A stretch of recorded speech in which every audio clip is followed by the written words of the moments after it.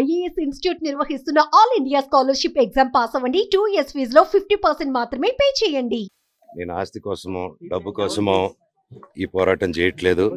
ఎందుకంటే ఇది పోరాటం కూడా కాదు, ఇది ఆత్మగౌరవానికి సంబంధించింది, నా భార్య పిల్లల సేఫ్టీకి సంబంధించింది.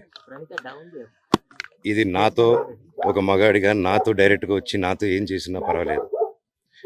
నా భార్య పేరు ఇంక్లూడ్ చేయడం, నన్ను తొక్కేదానికి నా 7 నెలల పాపని ఇంక్లూడ్ చేయడం, నా బిడ్డలు ఇంట్లో ఉండగానే అలా బిహేవ్ చేయడం కరెక్ట్ కాదు. ఈరోజు పోలీస్ దగ్గరికి నేను వెళ్ళి ప్రొటెక్షన్ అడిగాను. నేను మొన్న వచ్చి అడిగినప్పుడు మీకు అన్ని ఎవిడెన్స్లు ఇస్తాను. ఎస్ఐ గారు ఇక్కడి నుంచి వచ్చి నేను ఇస్తాను సార్ ప్రొటెక్షన్ చూపించాను. బౌన్సర్లు అందరూ అక్కడికి కొండ దాక్కున్నారని చూపించాను.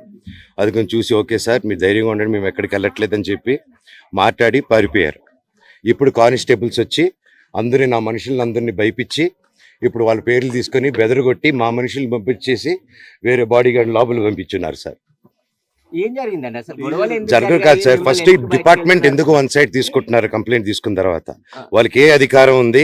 నా ప్రొటెక్ట్ చేసే మనుషులు పంపించేదానికి అధికారం ఉంది.